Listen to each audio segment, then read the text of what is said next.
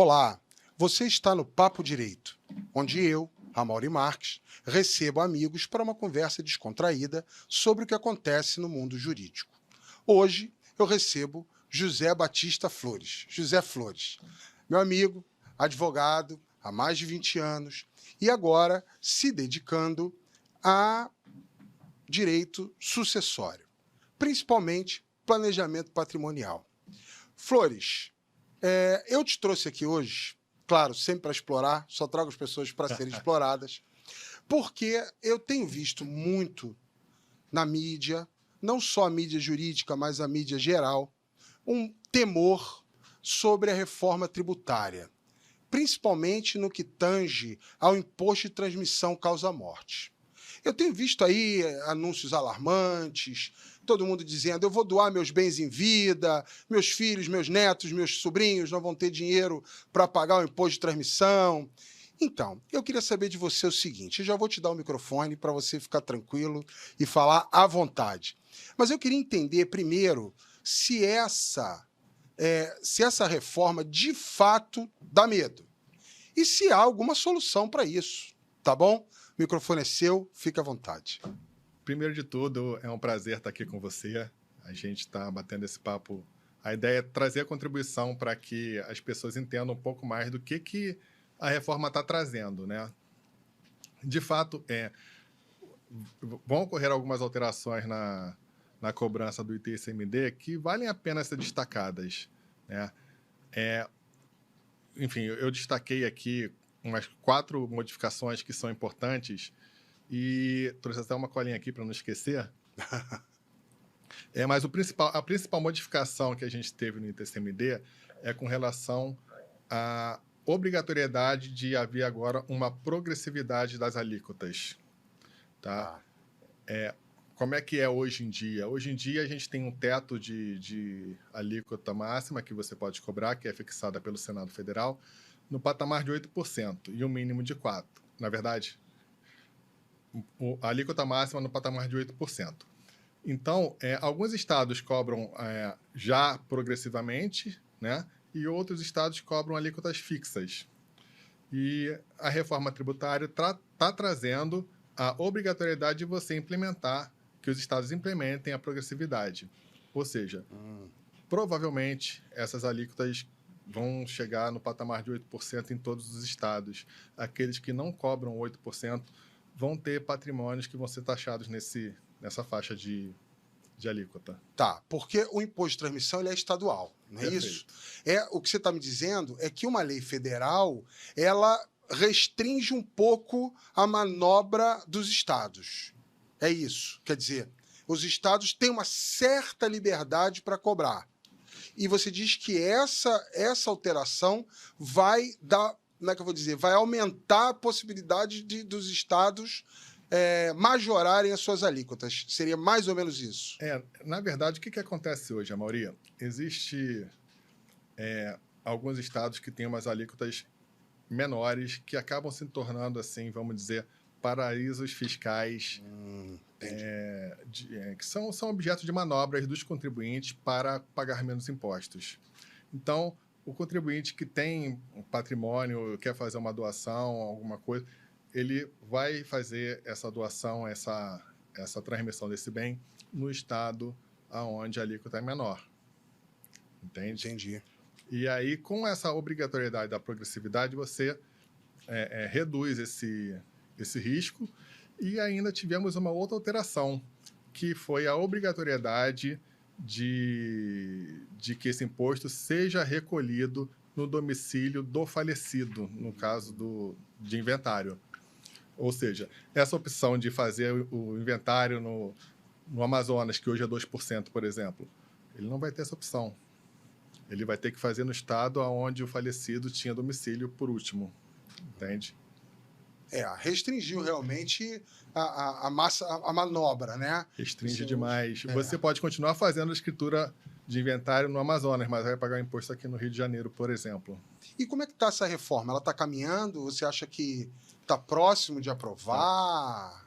Está caminhando, o governo está fazendo bastante esforço para que ela saia logo, né? Entendi. Eles querem que isso seja... Na verdade, o governo federal está precisando de receita. Está precisando arrecadar, porque nós tivemos muitas perdas a título de imposto mesmo, e eles estão precisando arrecadar, e uma das formas de arrecadar é com a reforma tributária. Então, eles estão em cima para poder botar dinheiro para dentro do governo. E isso faz parte da reforma, né? Então os estados vão acabar a reboque arrecadando mais também, talvez, né? Sim, sem dúvida. Aqueles que recolhem menos vão ser obrigados a recolher mais, né? O que eles vão perder talvez seja o que você falou, serem tratados como verdadeiros paraísos fiscais para fins, por exemplo, de inventários, né? Eles vão perder isso, mas em compensação vão ganhar na arrecadação, porque não tem mais o que falar. Não, vou ter que aplicar a alíquota progressiva e tem um mínimo maior do que o que eu faço hoje. Seria isso. E a grosso modo, para a União, é importante que o Estado também esteja bem financeiramente, né? Claro. Porque eles também têm obrigações entre si.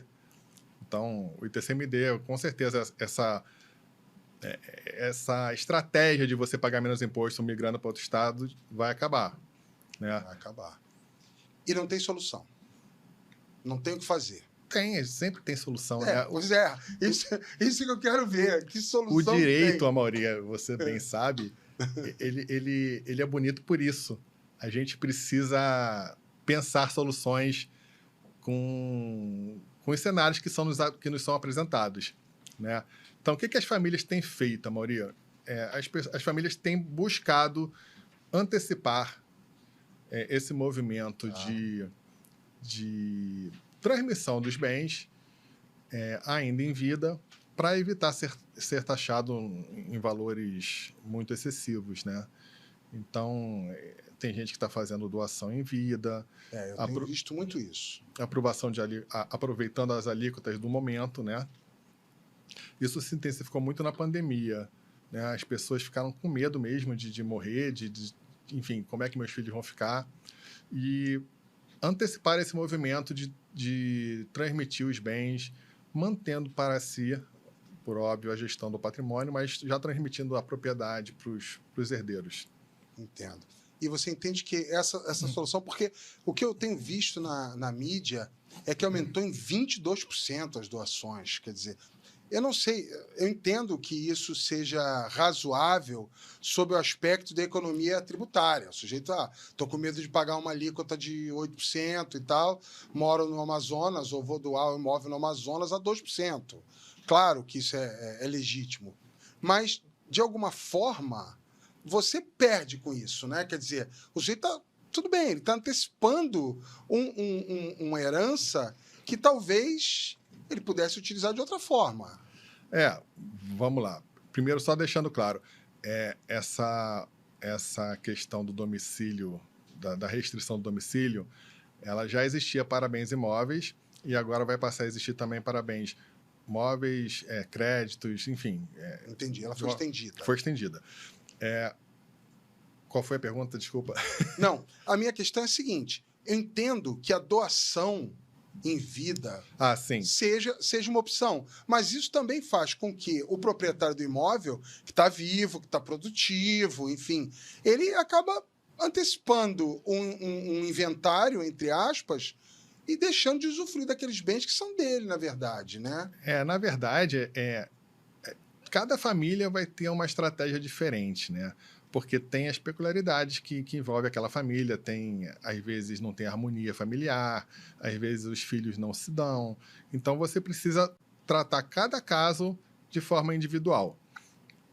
Existe uma estratégia que hoje em dia está muito popular, que o pessoal chama de holding familiar, que nada mais é do que você constituir uma empresa, uma pessoa jurídica, e dependendo da condição desse patrimônio, da condição familiar, é mais vantajoso você colocar o seu patrimônio dentro dessa empresa. E aí, você faz a sucessão dentro dessa empresa. Entendo. E aí você não, entre aspas, você não precisa transferir a propriedade dos seus bens para os seus herdeiros, antecipando um inventário em vida, né? Porque eu acho isso É uma estratégia, mas... A estratégia, na verdade, como é que funciona essa estratégia? Você cria a pessoa jurídica, coloca o patrimônio dentro dessa pessoa jurídica. Quem vai ser dono do patrimônio vai ser a pessoa jurídica. E o dono do patrimônio anterior, que são quem construiu o patrimônio, que agora vai ser o dono da empresa, da sociedade que vai ter o patrimônio, certo? E o que se está fazendo para fazer já essa sucessão para os herdeiros? Essas cotas sociais são ou doadas para os filhos ou vendidas, dependendo de cada caso. E, a partir daí, os filhos passam a ser sócios da empresa, mantendo-se o usufruto dessas cotas sociais para o pai ou a mãe, enfim, para quem é dono efetivamente do patrimônio. E sendo sócio da empresa, sendo o usufrutuário daquelas cotas, ele pode gerir a empresa como ele quiser. Ele pode vender imóvel, ele pode usufruir dos aluguéis. Então, essa estratégia permite que quem é o dono do patrimônio continue na gestão do patrimônio sem nenhum prejuízo. Tá? Isso é interessante, porque é exatamente o que eu estava dizendo. Quer dizer, antecipar um inventário em vida através de doação para os filhos, tudo bem, é uma estratégia, ela é legítima e tal, mas ela me parece assim drástica demais, não é? Já com uma holding, você, na verdade, pelo que eu entendo, você está criando uma empresa. Sim. Não é? E você continua sendo o gestor daquela empresa. É isso. Entendi isso. Eu gosto de chamar esse trabalho de planejamento sucessório. Por quê? Porque tem casos que a holding vai se aplicar, mas tem casos que a doação em vida vai ser a melhor solução. Às vezes a pessoa já está muito idosa e não vai fazer mais nada com aquele patrimônio. E o patrimônio não justifica a criação de uma empresa, é um imóvel só com valor que não é muito considerável. Aí você faz uma doação em vida, com reserva de usufruto para os pais e garante a sucessão, e sabendo que você vai ter limitações na gestão daquele patrimônio, né? Mas, às vezes, é a solução, dependendo da família, do caso concreto. Dependendo do que você falou, né? Dependendo dos bens, né? Dependendo da natureza dos bens, Sim. do uso dos bens, da quantidade de bens. Entendi. E tem ainda outro benefício que a holding traz, que a pessoa que aluga imóveis, que tem uma receita boa de imóveis considerável, faz parte da sua renda familiar, receita proveniente de aluguéis, você tem uma tributação menor na pessoa jurídica desses aluguéis. Né? Enquanto na pessoa física você taxa a 27,5%, na pessoa física varia de 11% a 13%, dependendo de questões contábeis. Da Constituição. Exatamente. Então, você tem uma economia tributária já imediata para você, para o seu proveito, e não só dos seus filhos. Entendi. Você não está fazendo aquele projeto apenas para beneficiar seus filhos, você está se aproveitando do projeto, né? Não, achei sensacional, tirou minhas dúvidas. Porque realmente, a gente ouve, a gente não é especialista em tributário, não é especialista em direito sucessório. E aí você começa a ouvir, tá todo mundo doando, o mundo vai acabar, o imposto vai ser de 700%. E aí você fica, meu Deus, o que eu vou fazer? 22% de aumento de doação. E aí agora acho que você conseguiu matar todas as arestas, aparar todas as arestas desse negócio aqui. Não, e tem ainda uma observação que a gente tem que tomar muito cuidado, porque é um trabalho que envolve o patrimônio da família, né? A pessoa trabalhou a vida inteira para construir um patrimônio bom. Então, hoje se popularizou muito a holding familiar e tem muita gente oferecendo isso na internet sem estar preparado para oferecer. Então, você provavelmente já recebeu vários anúncios de advogados que fazem holding, mas quando você vai ver o conteúdo daqueles projetos, eles trazem muito risco para a família.